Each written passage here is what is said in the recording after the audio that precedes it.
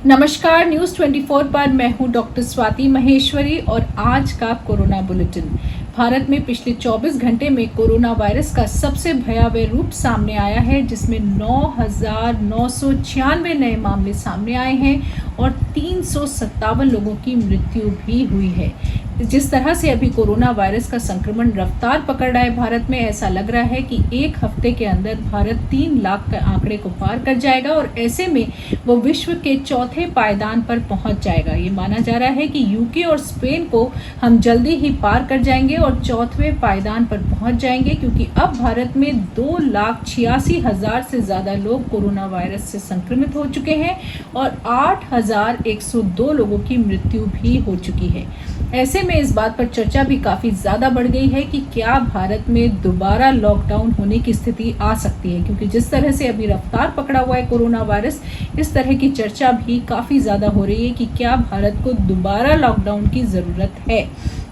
देखा जाए तो भारत का लेकिन रिकवरी रेट भी लगातार बेहतर होता जा रहा है और 49.2 के आसपास पहुंच गया है भारत का रिकवरी रेट। और पिछले 24 घंटे में अगर हम देखें तो भारत में जितने लोग इस वक्त पीड़ित होकर अस्पतालों में हैं, उनसे ज़्यादा लोग ठीक होकर वापस अपने घर भी जा चुके हैं। वैसे अगर महाराष्ट्र की तस्वीर देखें तो वहाँ लगातार कोरोना वायरस का संक्रमण बढ़ रहा है और अब वहाँ 94,000 से ज़्यादा लोग कोरोना वायरस से संक्रमित हो चुके हैं और 3,488 लोगों की मृत्यु भी हो चुकी है। ऐसे में वहां के मुख्यमंत्री उद्धव ठाकरे ने भी ये बात बोली है कि अगर लोग नियम कानून का पालन नहीं करेंगे तो दोबारा लॉकडाउन लगने की स्थिति आ सकती है। इसके अलावा एक और महाराष्ट्र के लिए चिंताजनक बात है, जो कि एक खास तौर से शोध कार्य सामने आया है, जो कि IIT बॉम्बे के 2 प्रमुख जो प्रोफेसर्स हैं, उन लोगों ने ये शोध कार्य किया है, जिसमें उन्होंने ये बताया है कि कोरोना वायरस जो ड्रॉपलेट के रूप में बाहर निकलता है छींक से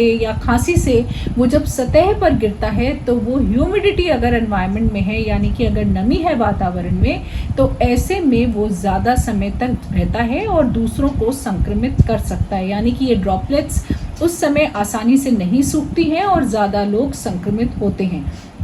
उनका मानना है कि अगर टेम्परेचर ज़्यादा हो, अगर अधिक तापमान हो और हवा जो है वो खुश्क हो, यानी कि उसमें ह्यूमिडिटी ज़्यादा नहीं हो, तो ऐसे में ये ड्रॉपलेट्स जल्दी सूख जाती हैं और दूसरों को संक्रमण कम होता है। उन्होंने सिंगापुर से भी सैंपल्स लिए और वहाँ पर उन्होंने देखा कि ये जल्दी सूख जाता है। उधर न्यूयॉर्क में जब उन्होंने सैंपल्स लिए तो वहाँ पर ये ड्रॉपलेट्स जल्दी नहीं सूखी और इसीलिए उनका मानना है कि न्यूयॉर्क में सबसे ज़्यादा संक्रमण देखा गया। तो उनका ये मानना है कि जैसे अब मॉनसून आएगा मुंबई में, जैसे अब ह्यूमिडिटी और ज़्यादा बढ़ेगी, वैसे वैसे कोरोना वायरस का संक्रमण है वो भी बढ़ता ही जाएगा। तो उन्होंने ये चेतावनी दी है कि जैसे जैसे ह्यूमिडिटी बढ़ेगी, कोरोना वायरस का संक्रमण और ज़्यादा बढ़ सकता है। ये उनके शोध कार्य से उन्होंने दावा किया है।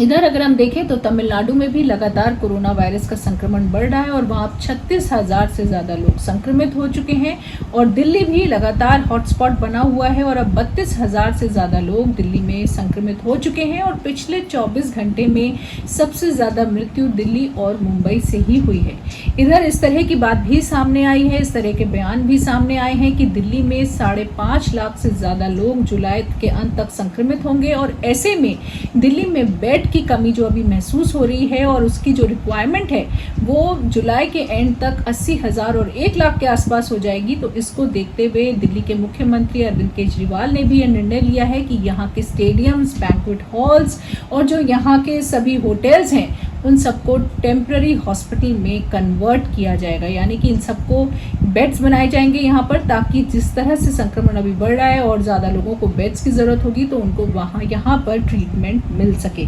इधर अगर अब हम विश्व के आंकड़े देखें तो 74,80,000 से ज़्यादा लोग कोरोना वायरस से संक्रमित हो चुके हैं और 4,19,000 से ज़्यादा लोगों की मृत्यु हो चुकी है। विश्व में अभी 25 ऐसे देश हैं जहां पर कोरोना वायरस संक्रमित का एक भी पॉजिटिव केस इस वक्त नहीं है, यानी कि एक्टिव केस यहाँ पर नहीं है। और उनमें से